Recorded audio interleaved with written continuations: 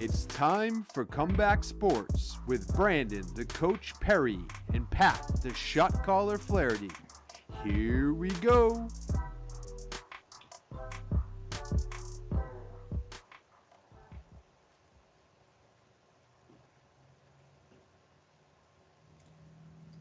What's up, everybody? Welcome to another edition of Comeback Sports, and happy St. Patrick's Day to our audience there watching on YouTube, folks. My name is Pat, the shot caller Flaherty. I'm joined as always by my partner, Brandon, the Coach Perry. Brandon, what's happening, my friend? My corned beef dinner is feeling pretty good in my stomach at the moment, so I'm ready to go, man. Let's do this. Oh, awesome. It was shepherd's pie for me tonight, and I forgot to pour myself a pint of Guinness. I'm sorry. I was going to bring one of those on the show. I messed up. My bad. But we do have a special guest that isn't Guinness tonight, but it is something even better. We got the head coach of the Middleboro Sachems, Mike Duarte, on the Comeback Sports tonight. Coach Duarte, how you doing, my friend? Thanks for joining us. I'm doing great, Pat. Brandon, great to see you. Happy Pats. We did rock out the corned beef tonight. Unfortunately, just due to my I bleed that black and that orange. I'm trying not to wear the green, so we're just sticking to the colors of our home school. But thanks for having me on, guys. I'm really excited to be here. Good man. Thanks for coming on with us. And folks, as always, if you want to follow us on social media, Brandon and I's Twitter handles are at the bottom of the screen. Coach Duarte is also on social media as well, and I'm sure we'll talk about that later on in the show. But Mike, just to start things off here, we want to have a quick conversation with you about high school basketball this season. And obviously, Middleboro had a really nice year here in the shortened 2021 season. So just your season in general, what was it like to be the head coach of Middleboro here in 2021?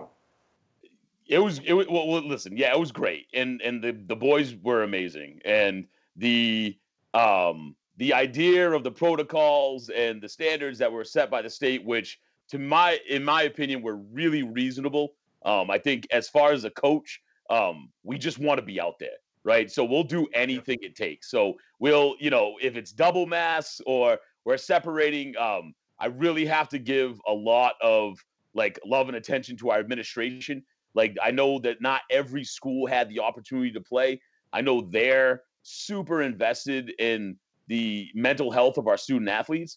And they understood at that point that, however many games we could actually get in there, that, being in the gym and practicing every day was vital for these guys. And, they're not in school every day, right? So, the idea of just coming in and being with your friends and your coaching staff, it really, in my opinion, I saw grades get better. I saw attitudes get better. And obviously winning helps, right? So that helped a lot for sure. But listen, it all goes to the kids.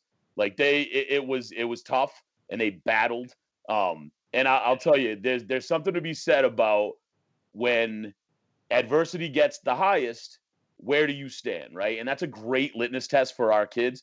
We were young for sure, but we did an excellent job. And again, it was a shortened season. We wish we could have played 3 times the amount of games, but we obviously were very, very happy with the outcome. Yeah, I think you guys had a really good season. I was lucky enough to be able to watch 3 or 4 of the games since they were being live streamed. And, I was checking in with you as much as I could. And, I don't want to, have a lie out there or have people think on the show that I'm showing extra bias to you. Because it's no backstory that me and Mike went to college together and high school together. And he was my college roommate at one point.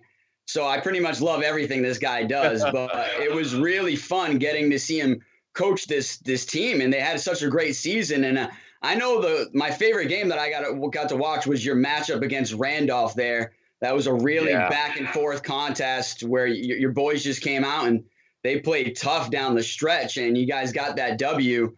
So I guess my question for you is how excited are you for going forward with this team? And especially with the new facilities that you guys have got coming. And so big ups to, like you said, the administration and athletic director Ryan Sylvia for getting you guys on the winning track and hiring the right coaches and getting the programs going in the right direction. But yeah, how excited are you to be, going forward with this squad? As excited as I could be. I'll be honest. I'm as excited as when I took the job over 2 years ago, or the year before that. And I think every season gets you fired up. I agree. Really kudos to the town and the people of Middleboro, because right, they voted for it, right? So that's a huge piece. Like you're investing in the future, and that was a huge piece. And these boys and these young ladies all deserve it. I think that's a huge part. And, Mr. Sylvia, Mr. Brannigan, and Mr. Lynch, the superintendent, have a big part of that. But yeah, no, we're gassed. And I think part of what we love in Middleboro is that we really get to interact with the kids starting at the 6th grade level. So we have a middle school program. And recently, since the hiring, I was able to hire, I brought in one of my old players who knows me, played for me, was a big part of what we were trying to do at Bishop Stang before we won a state championship. And he brought some of that credibility over. So now between the ages of, essentially you're thinking 12 years old to 19, they're in the program, and they're really committing to it. It seems like, they listen, basketball's it, man. Like when you talk about the youth and you look at like the margin and the numbers and who's watching the game, basketball's taking over the youth. And we find kids in every part of town trying to get better. They're trying to play. And I think it's really great. We started to open up more opportunities in the summertime to run clinics. And again, like you said, Brandon, having that facility does not hurt. So, come on in. Middleboro's an amazing place to be. And again, we have, I would equate them up. You and I playing football at Bridgewater. Their stuff is some nicer than some of our stuff, and that was a Division III college. So the kids are blessed. We're really blessed, and I'm as always super blessed to hopefully move forward with some more winning.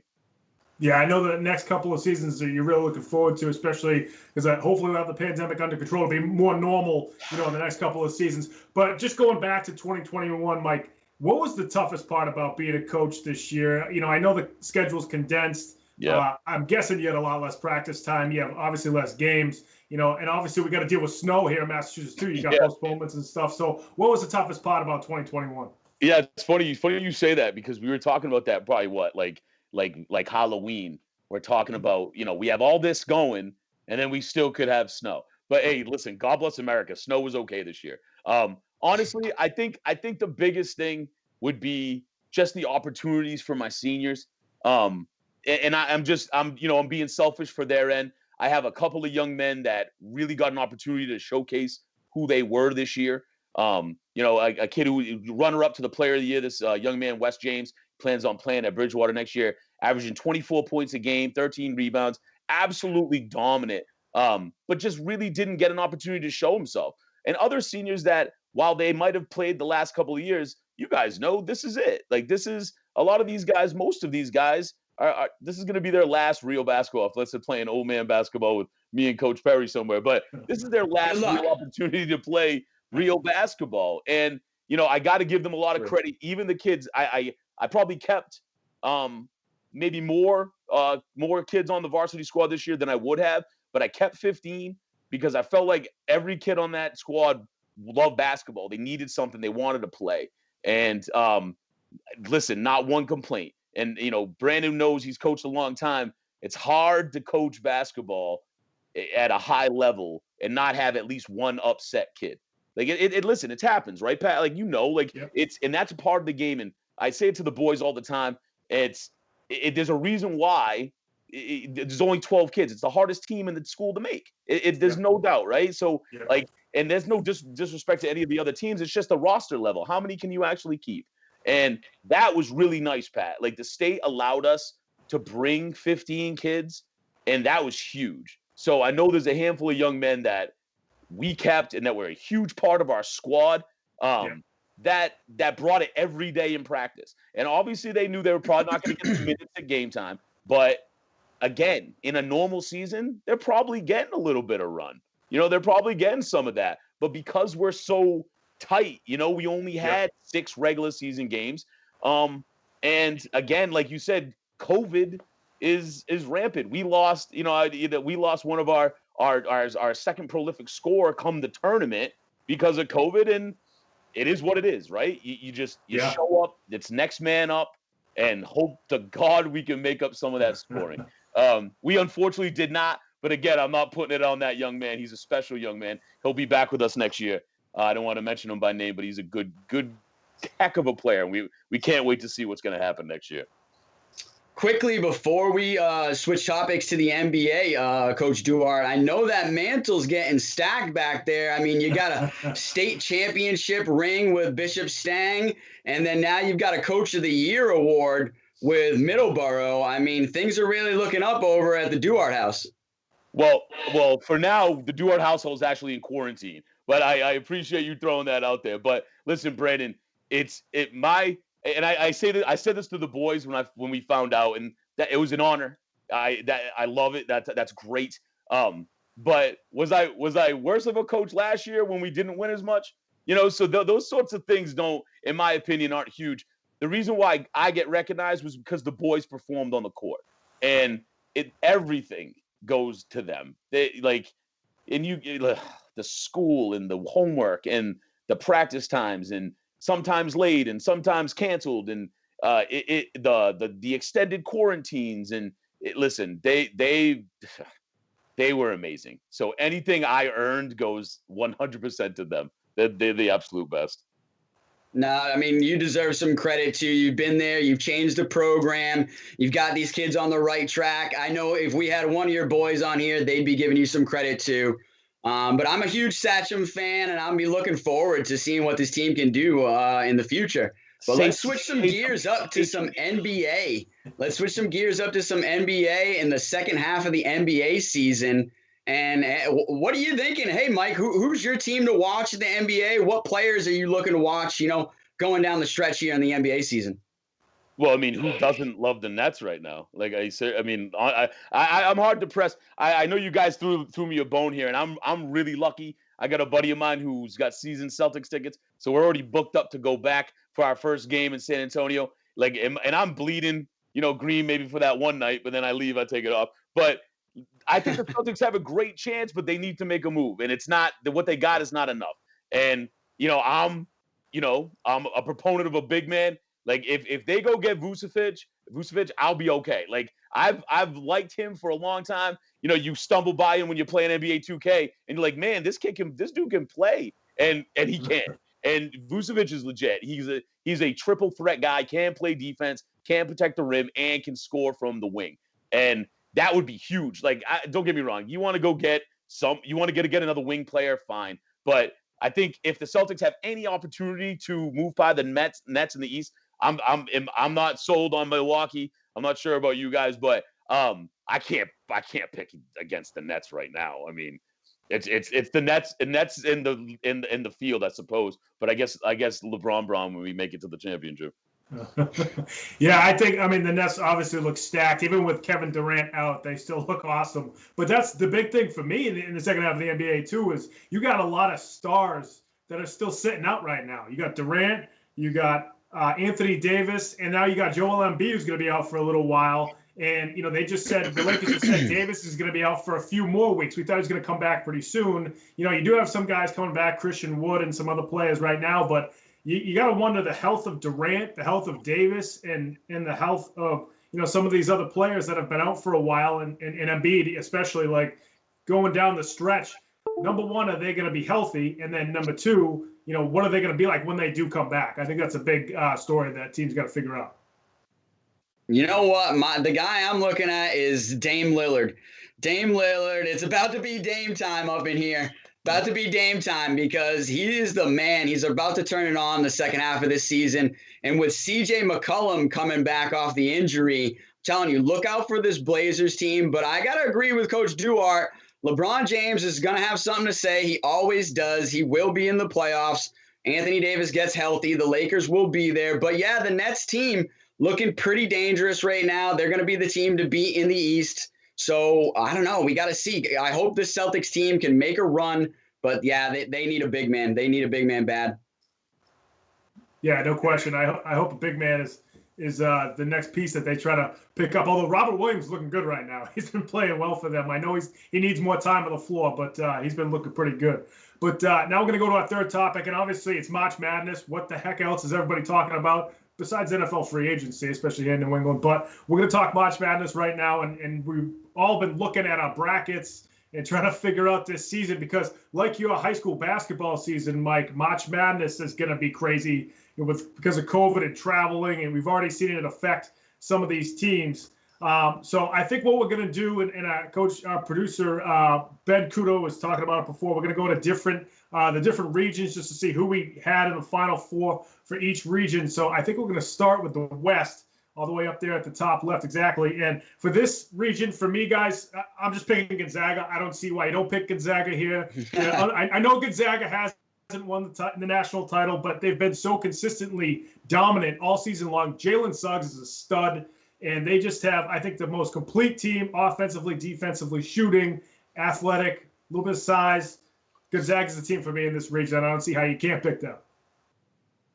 Mikey, let's go with you. Well, I can because essentially my Vavall picked Gonzaga too. So my grandmother picked Gonzaga because everyone's grandmother picked Gonzaga because they're 1-1.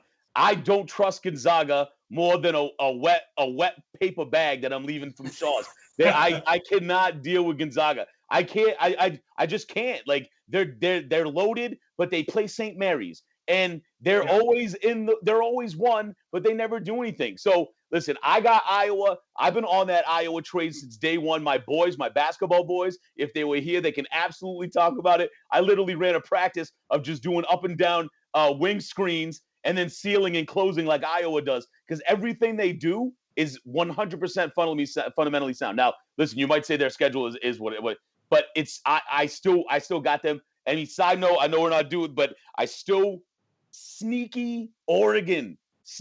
Oregon is really good. Okay. And the only reason I know this is because I have a 3-year-old and I stay up watching Pac-12 games. And Oregon is good. Like they are good and they're better than a 7 seed. Like they really are. So it's unfortunate. I think they're going to run into them. They could run into them in the second round, Iowa and Oregon. So I'm still going on that Iowa train. But, you heard it here first. Like the Ducks are legit. To your point, Oregon recruits well in every sport. So, I mean, they're legit in everything. But to your point as well, I think Iowa and Gonzaga are going to meet in the Elite Eight. So that's the one I got. I've got my old school bracket here on paper written down because I'm an old school coach. But I've got those two meeting in the Elite Eight. So if there's one team that I think can beat Gonzaga and talk about a front court presence, it's Iowa. They got that dominant big man in the center. That guy is unstoppable. Seems like nobody can move him off his point. So if there's a team that can beat Gonzaga, it's Iowa. But I don't know. I gotta go with Gonzaga here as my choice for that bracket. Cool. Yeah, good stuff, man.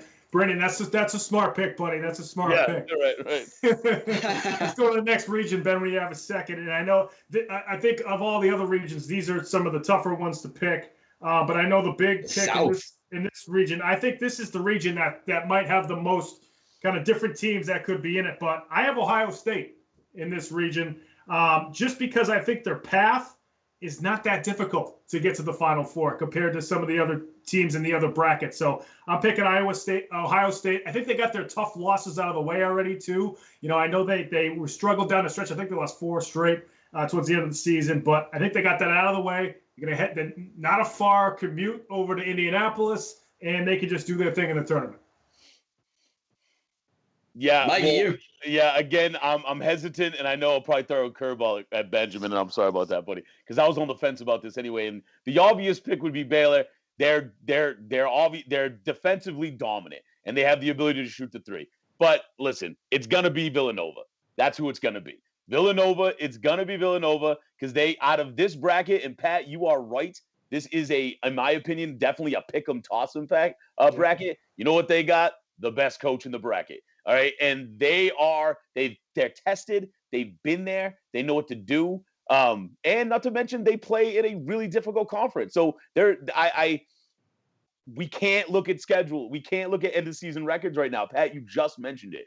Even without Gillespie. Well, and here's the deal. And yes, even without Gillespie, only because I feel like they have enough depth at the wing level that they'll be okay. But listen, if you make a solid point the easiest path, I think, is going to eventually end up with the final. It's going to be in the Final Four here, and Ohio State does have a pretty easy path. You're absolutely right, being in the bottom half of that bracket.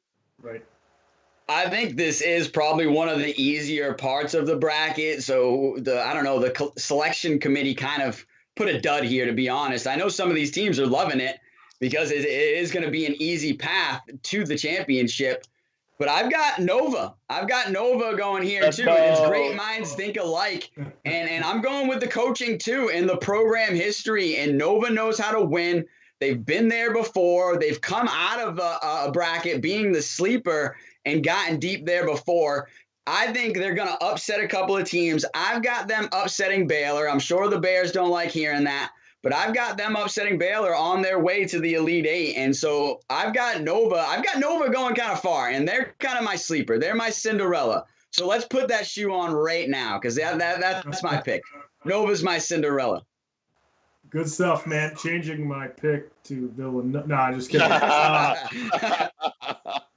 I'll stick with Ohio State for now. I'm probably going to be, doubting myself later on, but we'll see what happens. Ben, let's go to our next bracket, our next region, rather, and take a look at the East.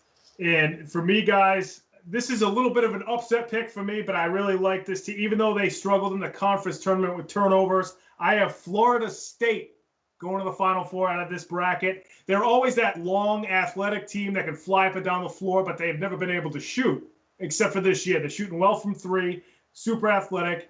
Leonard Hamilton finally gets to the Final Four. I'm taking Florida State. Mikey? Yeah, the length is great until they meet Michigan. So, and Michigan's length is better, and they have the best center in the country right now in Hunter Dickinson. Like, he can't be stopped. He's killer on the glass. He's a 20-20 dude. And when it comes game time, guess what? This big man makes his free throws, and that's huge. Like, he just dominates games. And I know, listen, Florida State's super athletic. You can get them into foul trouble for sure, right? Because this is college basketball. You only got 5, but right. Dickinson is a game changer. He is, he's got that lefty soft touch. As soon as he gets it in that block and that lock, it's guaranteed too. So listen, hard to pick it. I did front run with Michigan here. Listen, and I tell my players this all the time. They all want to wear their gear so tight. I'm like, dude, Michigan with the Fab Five and the baggy shorts, and I was like, you guys look ridiculous. I was like, we're going back to old school. I was like, We're going some baggy yellow shorts. All right, we're kicking it Chris Webber style. Yeah, Michigan's tough, man. They're tough. I got them coming out of here. I was just doing a little dance over here because everyone knows I'm a huge Florida State fan, no matter what sport it is. So that's why I gave the 2 thumbs up. For the first time in a while, Florida State's got a good basketball team. So I am silently rooting for them, but my pick is Michigan. Go Blue. Let's go Blue. I've got Michigan winning this. I've got Michigan going all the way to the Final Four. I think Coach Juwan Howard's got this program going in the right direction. And you can even go back. Hey, if this is your first time watching us, first off, subscribe to the show, give us a like, but go back and watch some of the old shows. And I was preaching Michigan at the beginning of the college season. So I'm not jumping off the train now. I'm riding that baby all the way till the wheels fall off. So I got Michigan winning this. Go Blue. The funny thing is, Brandon, you go back to that show, I was talking about Villanova. I have no problem pivoting to somebody else, man. But we're gonna go to our last bracket of the tournament. That's the Midwest, and I think this is a tough bracket. But right now, I have Illinois winning the bracket, the number 1 seed. They were looking good towards the end of the year. They obviously have the big guy, Cockburn, and a couple of some nice guards as well. And they've been playing well down the stretch in a tough Big Ten.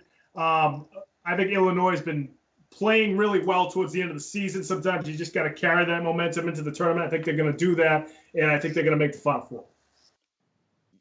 And that's a great pick. I just think Cockburn, whatever the phonetics are there, is kind of Porzingis-ish. He's a little soft for my liking. He's a little too skinny in the meat and the bones. I don't think he's got it. I don't think he's got what it takes. He's got the length, but to get past some of these teams, this is my upset pick, and I got West Virginia. West Virginia is tough.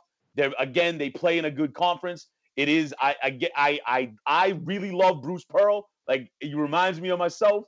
So like I had Tennessee for a minute, like I did. Like I think that that would have been a great pick because again, the nature of his fireness, like he just creates momentum on his own, just being fiery, and he's a player. Like the players love him. He's not afraid to call him out. So I love Bruce Pearl, but West Virginia right now too tough, too defensively stout, and can really go deep. They go 8-9 deep. So I think West Virginia again battle tested, got conferences that are tough. So that's a little my Midwest sleeper. I got the Mountaineers.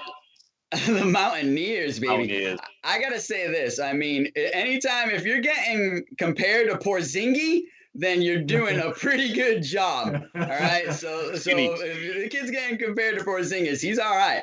All right. And I don't want to, disappoint your country roads here. And I'd love to start singing that song, Country Roads, West Virginia. But I've got the Illinois Illini or whatever they call themselves. Is that what it is? Fighting Illini. Yeah, that's what it is. Original mascot. It's terrible. The Fighting Illini, I've got them coming out. They've just had a strong season. And this is the one bracket that I can say that I'm actually truly riding the seed there. So there you go, man. That's a good pick there with Illinois. But I think it's going to be one of the craziest NCAA tournaments in history just because of COVID, what everybody's doing. None of the blue bloods are there. I mean, Duke's not in it at all. Kansas has got stuff going on. I mean, I know they're in it, but it's like you don't think they're going to make. Villanova does have an injury. So there's going to be this new team, I feel like, that's going to, rise up and win the national title. And then there's going to be Final Four teams like we're even talking about that we haven't seen in a while. So it's going to be a lot of fun, this NCAA tournament. But, guys, that was a great segment. Coach Duhart, thanks so much for coming on, man. We had a blast with you. We wish we could keep you on more. We'll definitely have you back. Once you guys win the state title next year, we'll have you guys back on the show. We'll have you back on the show. Maybe one of your players too. We'll see what we can do there. But thanks so much for coming on, man. Well, no, thank you guys. One step at a time, but I really appreciate it. The boys have really been working hard, and it's great to get a little bit of love. And you guys are doing some great stuff. So keep up the great work. Go Sachems. Sachems. Middleboro Sachems. Well, Coach. Thanks again. And, folks, we're going to take a quick, 15-second break. And then when we come back, we're going to continue our topics. And, again, at the bottom of your screen, you're going to see our Twitter handles down there. And Coach Duhart's on Twitter as well. I'm sure you can find him there. And then also make sure you subscribe to us on YouTube. Folks, we'll be right back. Thanks, Coach Duhart. Later, guys.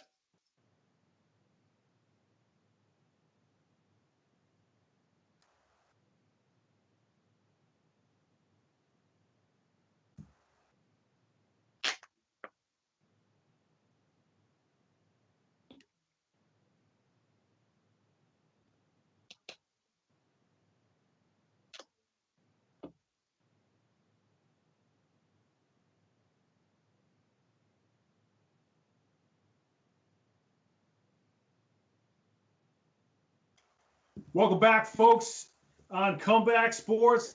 As we just finished up our segment with Coach Duhart, we certainly had a lot of fun talking about the NCAA tournament, too. And at the end of the day, we have no idea what we're talking about. So it's good to just throw stuff up on the wall, see if it sticks. But our next topic, Brendan, I know you wanted to get into your football guy. And we were texting each other back and forth over the last couple of days about what was going on with the Pats. So you can take it away and start things off, my friend.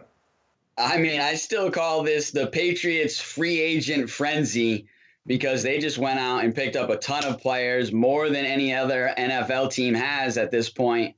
And they're the ones that are really making the moves right now and making waves right now when it comes to free agency in the NFL. And it's good to see. And, I'm wearing my Patriots shirt here because we're hopefully going to go back to the days of old, the days of the boogeymen. And we're going to be having Sam Darnold seeing ghosts again with Judon coming off the edge because I'm excited for this team now. I think this team has gone from obviously being a 7-9 team to I've got this team at least winning 10 to 12 games and making the playoffs at this point. So, that's a huge step up. And I think this free agent frenzy has been huge. I mean, you go out and you get the two best tight ends that are available and Hunter Henry and Jonnu Smith. We all know what happened last time we had two tight ends and how good our team was then. So now you have the two best tight ends or arguably two of the best tight ends in the league. in the same offense. And I'll tell you right now, as a coach, double tight is one of the hardest sets to cover in the NFL, okay? And coaches can argue about it. It may be easier to cover in college and high school, but in the pros, double tight end is a really tough set to cover. So now you got both those guys out there. You can mix them in. You can even put one of them in at fullback, have them come out of the backfield like a Hunter Henry. I could see him playing a little fullback, just moving them around because they can do so many different things. So I'm really excited about that. The 2 wide receivers that we picked up, I think it's one of those things where hopefully Bill Belichick sees a little bit more than I do with those two, because Nelson Aguilar, I think both of these guys are still developing. Nelson Aguilar has been a little inconsistent. He showed a little bit of flashes of consistency in Las Vegas, which was good. And Kendrick Bourne, I will say, has everything physically to be an outstanding wide receiver in the game. I still think he's just kind of young and still developing. But the Patriots have proven that we can win with wide receivers in the past. I know we had the greatest quarterback of all time, but with the wide receivers that we've had in the past, like a David Patton or a Troy Brown or a Wes Welker or a Julian Edelman coming out of nowhere, so hopefully these two can be in that mold. But yeah, I'm really excited with the moves that they've made so far. Yeah, I think this was an absolute necessity for this Pats team. And one of the biggest things too, and folks have been talking about it all week, is that they just haven't drafted well from 2016 to now. It's looking like even the 2019 draft wasn't great, with N'Keal Harry, and obviously Chase Winovich was a good pick, but then Jawan Williams, we haven't seen him at all really that much with the Pats. So, because you don't draft that well in those years, there's two things. You've lost talent over the last couple of years and haven't replenished it through the draft. But then number two, those players that they would have hoped to have kept from the 2016 and 2017 drafts, if they drafted well, those would be the guys that they'd be re-signing under the salary cap, like you saw with Deatrich Wise, because he was in the 2017 draft, I believe, with just the 4 players. I think it was him and Derek Rivers were 2 of the 4 players. But, because they didn't have the good drafts in those years, those players that aren't on the team anymore are up for new contracts. So that allows the Pats to then go out and spend money. And it's been a while since they've spent a lot of money. I know they went out and got Stephon Gilmore a couple of years ago, which was obviously a great signing for the Pats. But this has just been unbelievable. I mean, they got Jonnu Smith. That was the guy I wanted them to get at tight end. And then the next day they come back and get the other top tight end target in free agency and Hunter Henry, which is nuts. And I didn't think that was going to happen, especially after they got Jonnu Smith. So that's going to be unbelievable. So I'm looking forward to that. And then the other thing is the way that they structured the contracts. A lot of these players aren't making big money and their cap hits aren't big this upcoming season. So they were able to fit their money under the cap for 2021, which still allows them to make a move either at quarterback or sign a couple of more guys or do whatever they want to do. And then, they have more money coming in years down the road, but the cap's going to spike again after they do a TV deal. And then, the Patriots can do some reshuffling then too. And they can even, if guys aren't performing, they can release them as well. So not only the signings and all the guys that are coming in, they seem to fit well together offensively and defensively, but just the cap flexibility that they have now because of the way that they structured these deals is great. Yeah, and I mean, I've been saying on this show for weeks now that, we had $53 million in cap space.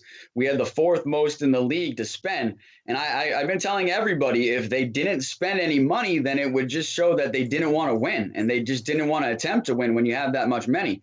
But clearly they want to win. And that's good. That's what we want to see as a fan. That's what you want to see as a football fan or an NFL fan, and definitely as a Patriots fan.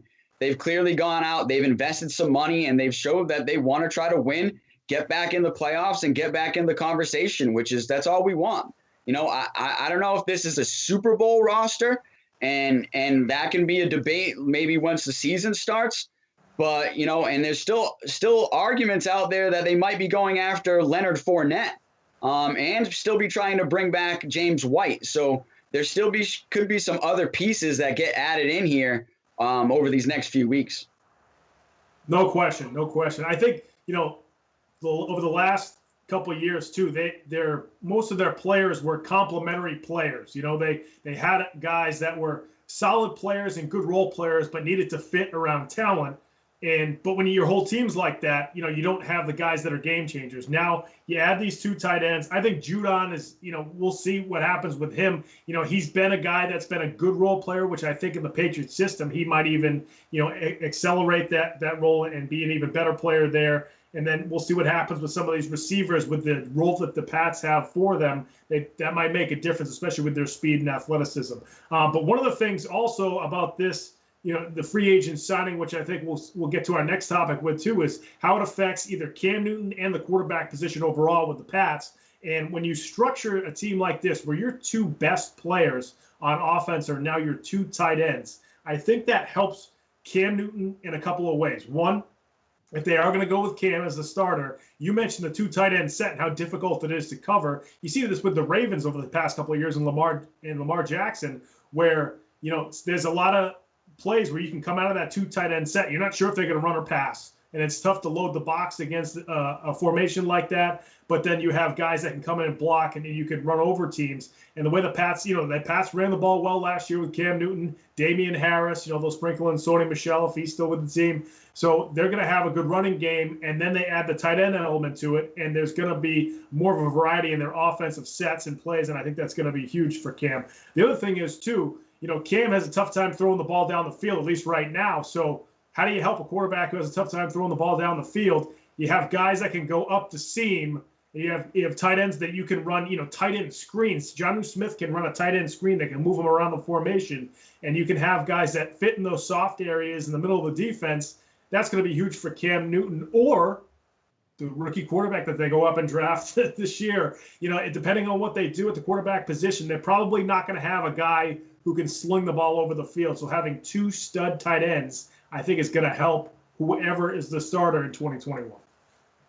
Yeah, no, definitely. That's why I put up the 2 sign there, because when you're struggling to throw the ball deep, then you need somebody that can work across the middle, and having 2 tight ends that can do that is really going to be able to help your quarterback, opening up options and opening up targets across the middle. And both of these guys are extremely good in the red zone. And we obviously know once it's red zone time, it's time to money. It's money time to score. So it's good having these 2 tight ends. And I'm looking to see if these wide receivers can develop. And I'm looking to see, like I said, if they add a couple more pieces over the next couple of weeks.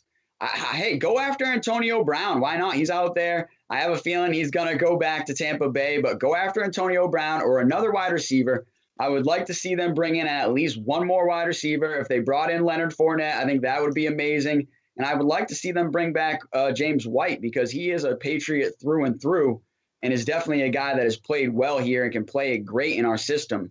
But I think it's one of those things where I've been telling people Cam Newton is going to be your starting quarterback, because here's the thing. You wouldn't go out and spend all this money, get all these veteran players, and then say, hey, guess what? You're playing next to a rookie QB. Not going to happen. That's just not what happens. That would say that you're not trying to win if you're going to go ahead and play your rookie QB around all this talent that you've just spent. So Cam Newton is going to be your starting quarterback with all these new weapons. I think he's going to have a much better season. And we've obviously said it over the last few weeks.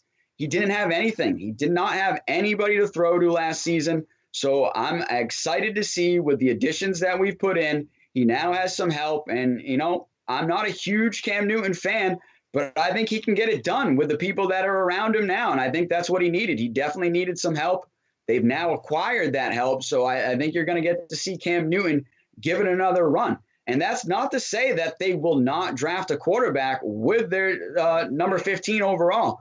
But I think if they do draft a quarterback, I think it will be to sit and to watch and to learn behind a Cam Newton, behind an MVP quarterback, and to learn from Bill Belichick for a year before you actually get to see any time on the field. So I wouldn't be shocked if they still did draft a quarterback with that position, but I personally would like to see them go after a wide receiver. If Devontae Smith is obviously off the board, which we all think he will be within the first 3 to 5 picks, I'd still like to see them go after Jalen Waddle, who was a great wide receiver opposite of Devontae Smith at Alabama. I think he was kind of flying under the radar a little bit because obviously he played next to the Heisman Trophy winning wide receiver of Devontae Smith. So I think Jalen Waddle would be a great choice with that 15th pick. No, that's a good call. I actually would actually rather have Waddle than Smith for the Pats, just because of the explosiveness of Waddle. And like you said, he's kind of flying under the radar because he got injured towards the end of the regular season before coming back in the national championship game. So I think that's a good call. I do think the Pats are going to probably go up and draft a quarterback. But like you said, because of the surrounding players, I think Cam Newton can bring this team to the playoffs with the surrounding team that he has now. I think it's actually built better for Cam Newton here in 2021. And I also think, it's kind of satisfying both needs. You're building this team for 2021 where Cam can do something with it. And then if you draft a quarterback, you have a really solid team for that quarterback to then step in either at the end of 2021 or probably more likely 2022, like you said. And, there was a debate on Twitter. I forget who put it out there. What's easier, or what would you rather have? A really good quarterback situation and not a great team around the quarterback, or a good team, a really good team situation that the Pats have now, and a guy like Cam Newton. And it was hard to say because it's hard to find a really good quarterback, right? But I think when you have the good team around, whoever's your quarterback, even if it's not a top tier quarterback, it's much easier to then bring a quarterback in once you find that player, and then you're off and running. You don't have to worry about building anybody around that quarterback. So, it's kind of a chicken or the egg mentality or question when it's talking about building NFL teams. But I think the Pats are doing everything right in this situation. Whoever is the quarterback in 2021 is going to have a good team to play with. And I think that's why, like you mentioned, I think the Pats make the playoffs. I don't think they win the division, but I think they definitely get into the playoffs as a good wild card team. Yeah, I think they're going to make a run at the division, honestly. I think it's going to be really good between them and Miami and obviously Buffalo. Buffalo is really the team to watch. So I'm looking forward to that first game between Buffalo, and we get to see them twice. So I think that those will be great matchups going forward. But moving on to topic number 6, and Drew Brees stepping away from the game, retiring, one of the greatest quarterbacks of all time, hanging up the cleats and just saying enough's enough. I think it came down to injuries for this guy. He's just had too many injuries over the years. I think his family was even asking him to retire. It's really hard saying no to your family, obviously. And he's got a ton of money. He's got plenty of money to sit back and relax and retire. And I wouldn't be shocked if you've seen him go into TV eventually as well, because I think he is the type that could be an analyst or even maybe a play-by-play guy covering some of the games. But yeah, one of the greatest quarterbacks ever retiring from the game. Yeah, I don't think I'd put Drew Brees at the, I'd still obviously Brady, Montana. I'd still put Elway, Marino, Manning, and then maybe even Aaron Rodgers ahead of him. I think he's in that next level, right? Where, the only thing I think, and I don't mean to just keep going negative on Drew Brees right now because he's a Hall of Famer easily. But, he just played in so many games indoors in an arena that I just think it's harder for a guy like Brady, who's playing outdoors in New England, or even a guy like Peyton Manning, who has to go to New England all the time in a playoff game to try to win. So I think it's a little different when you're constantly in a dome, and then you play, a guaranteed 9 games a year in a dome because you're in a dome. Then you also have Atlanta, who you play every year in a dome too. So you got 9 guaranteed games in a dome. So that helps your stats, obviously. But you still have to be really good to put those stats up. We're starting to get to that point where all those quarterbacks right in the early 2000s that were drafted and came into the league, the Drew Breeses, the Bradys, Roethlisberger, Eli Manning retired last year. You're seeing some of the Phillip Rivers just retired. So that wave of quarterbacks is starting to exit the NFL. And I think, there's such a demand for quarterbacks now in the NFL that it's going to be really interesting to see, who's the next wave. Obviously, right now, the guys in their prime are Pat Mahomes, Russell Wilson, Josh Allen, I think is going to start to inch towards his prime. So it's going to be interesting to see who are the next guys. It looks like Herbert might be one of the next guys. Baker Mayfield still hasn't kind of gotten there. So we'll see, these guys coming up, what's Tua going to look like? What's Joe Burrow going to look like? Hopefully he recovers well from his injury. So I think that's an interesting part. Seeing a guy like Drew Brees retire, who's that next wave of quarterbacks coming into the NFL? Yeah, all those guys that you named, all those Hall of Famers that you named previously, I would have them listed above him as well. Brady, Manning, Elway is a tough one. I might not have Elway in front of Brees. But I mean, definitely a top 10 quarterback. So I think we can definitely agree on that. But a lot of guys definitely ahead of him. But, a top 10 quarterback all time is pretty good when, like you say, there's a shortage of quarterbacks almost every year. So it's tough. I mean, it's tough watching him walk away from the game. And, as a coach and as a former player, seeing him walk out of that dome that last time, it hurt. I just kind of knew it. It just kind of felt when he looked back and looked at the fans in the dome, it kind of was just like a tip of the hat being like, see you later. So I think we all kind of knew it was coming. It was just when it was going to happen. He actually helped the Saints out by restructuring his deal right before he retired to save them some cap space in this, cap heavy year. So he helped out the team even walking out the door. So a great quarterback, could definitely get it done. I can't argue with your point about playing indoor. That definitely helps. It definitely does. But I still think, like I said, top 10 quarterback of all time. And, obviously big questions of what's going to happen next. And we'll talk about that coming up. But I just think it's one of those things where, it's the passing of the torch now of the generation of quarterbacks. And, Brady's just hanging around saying, hey, I'm going to play until I'm like 80 and I'll just make myself a new generation. Because he's really the only one that is trying to outlast it. I thought Brees was going to be there with him. Honestly, I thought Brees was going to try to last. Remember, Tom Brady is 2 years older than Drew Brees, and he's still getting it done. So it definitely is a passing of the torch. I think the one guy that you didn't bring up in the next guard of quarterbacks is Lamar Jackson, baby. Lamar Jackson is going to be, one of those next studs, and he's clearly shown that over the last couple of years, and has had an MVP year. Yeah, and the guy I also forgot to mention is Deshaun Watson. We won't get into Watson too much in this show because we know there's a lot going on with Deshaun Watson. We've talked about him plenty, yeah. Yeah, we have, and we'll be talking about him more over the next month, I assure you, because something big's on the horizon, I think. But you're absolutely right. And Drew Brees, towards this last season especially, but even the season before, he just didn't look right. And it's been injuries. His shoulder didn't look right. He had the shoulder problem when he was in San Diego, and then Miami was going to sign him coming out of San Diego. And then, I think the shoulder issue is why they didn't sign him. That's why he went to New Orleans. And of course, after Hurricane Katrina, he was part of that resurgence in New Orleans with the New Orleans Saints and who dat, and the whole atmosphere was awesome. Him and Reggie Bush and some of the other guys in New Orleans. So he's certainly going to be missed. He's a lot of fun to watch with the New Orleans Saints. But as you mentioned, the changing of the guard with the New Orleans Saints, Taysom Hill is now our topic number 7, and he just got a big deal, 4 years, $140 million. But what I keep hearing is a couple of things. One, these deals, especially his, all years are voidable. Some of these NFL contracts I just don't understand, but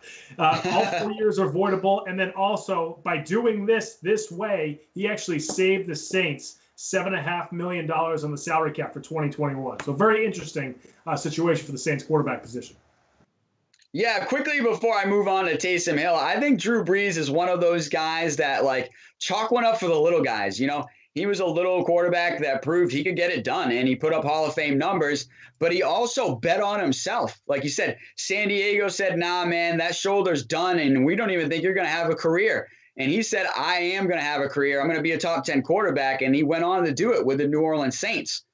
So it's going to be big shoes to fill, and I think the Saints did the right thing in getting 2 quarterbacks, technically. So they signed Taysom Hill to this $140 million contract, which – in my opinion, this guy is not worth it. He is a gimmick football player, okay, where you just slide him in occasionally to run a few gimmick plays. And once the defense figures it out, you've got nothing to go back to. He's not a full-time quarterback. He can't throw the ball downfield. The only thing he can do is obviously, I say throw the ball downfield. The only thing he can do is throw the deep ball. He can't throw that in-between ball, that 10 to 20-yard ball, which is a must in the NFL. He's horrible at throwing the short ball. I mean, the one game that he played, he had a good showing recently when Drew Brees was hurt this season. But I think if Jameis Winston had played that whole game, I think he would have done just as well. And so they had I guess an insurance policy because they signed Jameis Winston to a $12 million deal, I believe, 1 year as well. So I would be shocked if Winston wasn't the quarterback and then they're just still bringing Taysom Hill in to do a few gimmick plays, because that's all he is. To me, hey, Taysom Hill, if you're watching the show, subscribe, because you're a trash player. You're a trash gimmick player. I've been tweeting about it for a long time now. This guy is not worth $140 million. That's why they made this contract voidable. So if he doesn't produce at all, they can just scratch him off the roster. All right. He's not that good. And like I said, I can go on and on about all night about how he's not a quarterback at all. Carson Wentz is better than him. So I know of that guy, that Carson Wentz fan. If you're watching this episode, I'll give you that. Carson Wentz is better than Taysom Hill. But that doesn't say much because, like I said, Taysom Hill is not a good quarterback. He is a gimmick football player that comes in and does a couple of gimmick plays. Jameis Winston should be the starting quarterback for the Saints team. Yeah, I think the Saints are looking at this like, we know what Taysom Hill is. We know what we can do with him. We've had Jameis Winston in our program now for a year. We'll sign him to a 1-year deal, kind of a prove-it deal. Now you have these two guys kind of duke it out in camp. I would imagine Winston's going to win out in camp and be the starting quarterback. And then you bring Taysom Hill in like you did when they had Drew Brees. But then, unless something happens where they make a move for Deshaun Watson or, Russell Wilson might be in play. It doesn't sound like – I don't think Russell Wilson's going anywhere again like we talked about last week. But and I don't think they have enough to go get a Deshaun Watson or somebody like that either. So I think this was kind of their only option, to just have these two guys that they know now pretty well come into camp, fight it out for the starting quarterback position with Jameis Winston. It's $12 million for the 1 year, but there's also incentives included in that. So if he doesn't start, or if he gets hurt, or if there's if he doesn't play well, he doesn't get to that $12 million. So I think this was smart by the Saints in the way that they set this whole thing up and how they wanted to try to figure out the quarterback position almost on the fly here in 2021. Yeah, I think to your point, you've got to be like part lawyer, part scientist to decipher these NFL contracts nowadays. Yep. Because, what's voidable, what's guaranteed, what's not, when can we cut you? It's there's a lot of small writing in these contracts. So I know the agents are really diving into them. But yeah, I think it's a contract that, like I said, I don't think you get to see the full 4 years of this Taysom Hill contract. And I'd be shocked if Jameis Winston wasn't the starter for this Saints team going forward. But moving on to topic number 8, can't wait to move on from this and skip Taysom Hill, is F1. F1 winter testing is now in the books. It's finally done. There's a shot of some of the cars. You got the Mercedes there, the Ferrari, the Red Bull, and the McLaren. So they got winter testing done at Bahrain over the course of 3 days. And the first day, the morning session was great. There was a lot of running they got done. But in the afternoon, a sandstorm came through and kind of really shut down most of it. But then the next 2 days, got a lot of good running and got to see really what some of the top teams are looking like and got to see what some of these new drivers are looking like in their new digs. Yeah, I think there's two big stories that come out of this, at least, is that, number one, Red Bull's very happy with what happened during testing. Their cars ran really well. They were very happy with everything. I know their executives were like, just let's start the season now. They are like ripping and ready to go over on Red Bull side. Obviously, Sergio Perez coming over and driving well too. I think that helps. They're just very excited about the season to start. Meanwhile, on the other side, Mercedes didn't have a great testing session. Mercedes didn't do great. Lewis Hamilton spun out a couple of times, said he just didn't trust the car at this point. And I know this is one of the shorter off seasons that F1 has seen in a long time because of the pandemic. And, Lewis Hamilton came out and said, we just got a lot of work to do before we start the season, which is in, I think, 9 or 10 days. It's going to be starting up for F1. So, that's got to be a concern for Mercedes and Lewis Hamilton and some of their drivers as well. Just the fact that the cars didn't quite perform the way they wanted them to, and the drivers weren't totally comfortable with these Mercedes cars. And then I know that Yuki Tsunoda, I think his name is, had a really good, sort of rookie testing couple of days. I heard that he's a 20-year-old Japanese driver. He drove really well, for a guy like that to kind of come onto the scene when you got a Sergio Perez already driving there, when you got a Lewis Hamilton. That's pretty cool for a guy like him, and I'm sure he's a guy that we're going to be watching once the season gets going. Yeah, no, Yuki Tsunoda is my pick for Rookie of the Year, and I'm calling it now. So when he does get that award later in the year, we can say, yeah, Brandon, you're right, because this guy's amazing, and they brought him into F1 for a couple reasons. Obviously, to secure Honda going forward and to secure the Japanese fans with Honda. But this guy is extremely talented as well. He's a really good driver. He's going to push the car to the max. And he teams up with a Pierre Gasly, who I think that makes, honestly, one of the better teams with those two in the AlphaTauri. They're going to be looking strong with that Honda-powered engine car. But I think Mercedes is the whole thing where, all of us old F1 fans are saying Mercedes is kind of doing what they've done in the past and just kind of pulling a rope-a-dope. And they've done that in the past where they really do not show you completely what they've got in testing. And it's kind of like sandbagging it. And I don't want to put a joke in there because obviously there was a sandstorm during winter testing.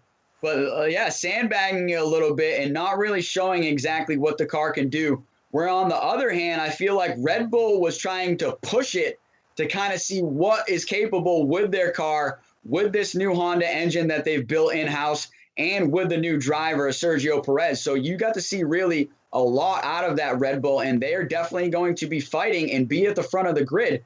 But do not get it wrong. Mercedes will be there. They had a tough few days, and definitely Lewis spun it, put it in the gravel pit one time. They had to get pulled out of there. But I think it's one of those things where just kind of testing the car out, hey, seeing what we need to do. And when you have two great drivers like a Bottas and a Hamilton, they're telling you exactly what needs to be changed with this car. So over these next 2 weeks before the Grand Prix, you're going to see this Mercedes change and really come to life. And so when I'm expecting when that first Grand Prix comes, that they're going to be up there fighting for the win. And I think Red Bull will be up there fighting for the win too. I think it's going to be an extremely exciting first half of the season, seeing what these new cars can do and what these new drivers can do. But I don't know. I'm a huge Mercedes fan. I can't hide that. But I'm looking forward to seeing the battle between them and Red Bull. I think it's going to be an exciting season. Yeah, no question. And then you got to think these drivers and these other cars are saying too, like, we really respect Lewis Hamilton, but we want to knock that guy off his pedestal. I mean, he wins so much that they're just sick of seeing him, in the victory circle. So I think that all these drivers and all these, Sergio Perez with Red Bull, some of these other guys, they're excited to try to, knock Lewis Hamilton off the top spot there in F1 racing. So that's gonna be a lot of fun when the season starts in just over a week. It's gonna be exciting.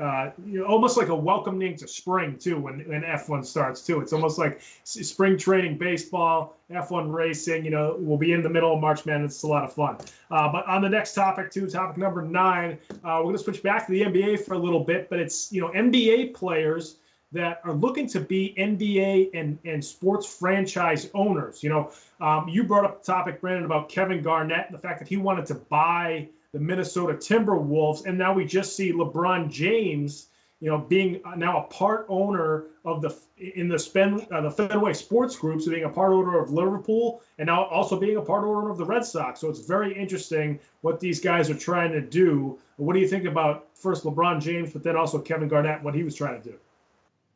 I think it's exciting. I'm excited that LeBron just bought part of the Red Sox. I mean, I think it's one of those things where this guy is, he's probably only got 5, 6, 7 years left. Who knows? He's like the Tom Brady of the NBA. But he doesn't have many more years left in his career. So it's going to be one of those things where, hey, you're going to see him hanging out in the stands at Fenway watching his team play. So it's cool for us fans here in Boston. We might get a chance to rub elbows with LeBron James at a Boston Red Sox game. And I think it's great just bringing in athletes into ownership. And I think that's key. These guys know they've been great. They've obviously marketed themselves and marketed their own career. So I think they're part businessmen, part athlete. And I think this is a huge part of it. So seeing LeBron buy a bigger interest in the Fenway Group was not shocking to me at all. And then seeing Kevin Garnett try to come out and buy an NBA franchise wasn't shocking to me at all either, because this is one of the most passionate players of all time. The guy loves the game. He's been part of the game his whole life. He said immediately once he retired that he wanted to continue being part of the game, I think either as a coach or an owner, preferably as an owner. So he's going down this path right now of trying to make it happen. Sadly, it was said that over the last few years, he had been making attempts to buy the Minnesota Timberwolves, and that the owner was kind of like luring him in and saying that he could possibly sell the team, but then just most recently backed out and said he was not going to sell the team. And then that's when Kevin Garnett really tweeted out an angry tweet about, that he is going to be an NBA franchise owner, and he might have to go buy an NBA franchise in Seattle and bring a franchise back to Seattle, or look to bring a franchise to Las Vegas, which I've always said has been a city that needs an NBA franchise. And it got an NFL franchise now, has an NHL franchise. It's inevitable that an NBA team makes their way into Sin City and into the big lights of Vegas. So I think it would be great if Kevin Garnett was either the owner of a team in Seattle or the owner of a team in Las Vegas. I would love to see KG on the sidelines. I think it's one of those things where the NBA might have to keep the mic away from him, because you know how he likes to swear and let those things fly. And I'm with him, but, I've been keeping it in check on this show. And so maybe Garnett can watch the show and take a couple lessons from me.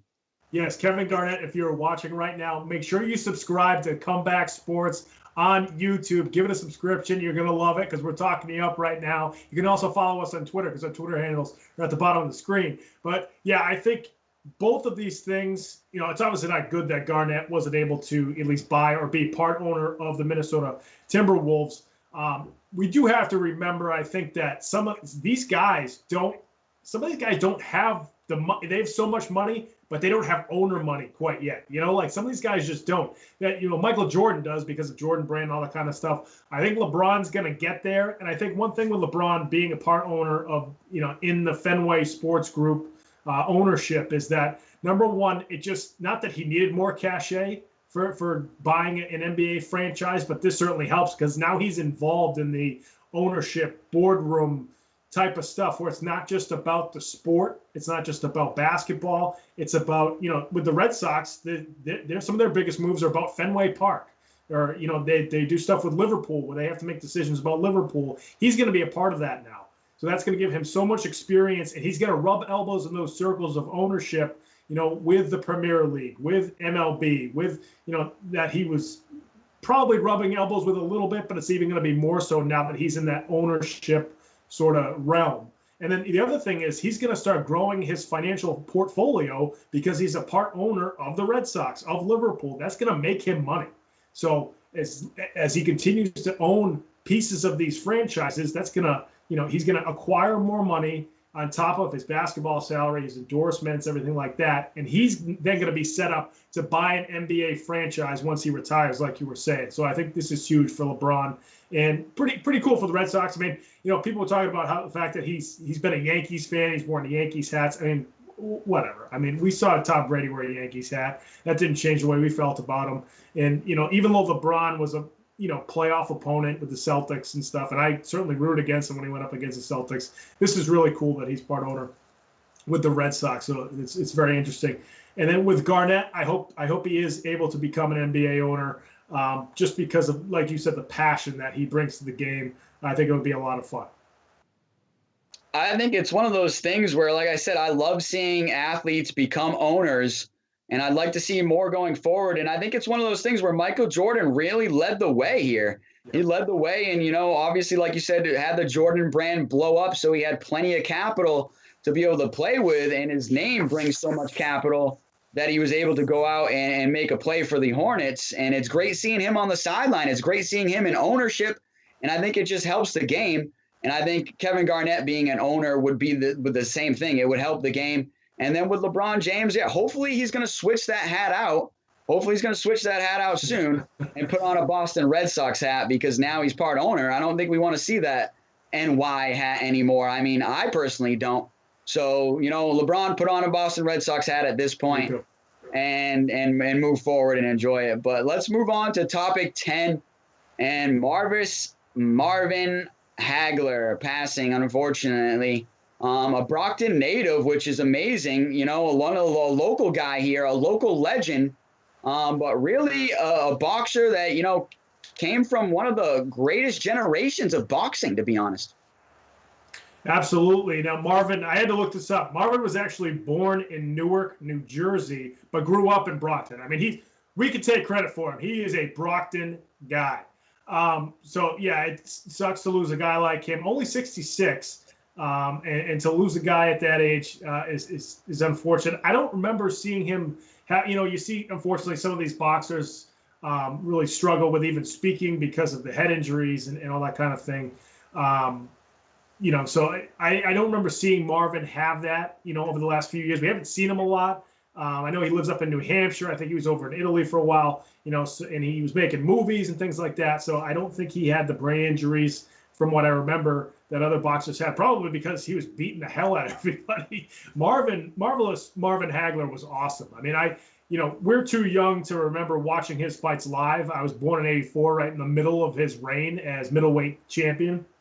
I think he held the title from '80 to '87 is what I saw.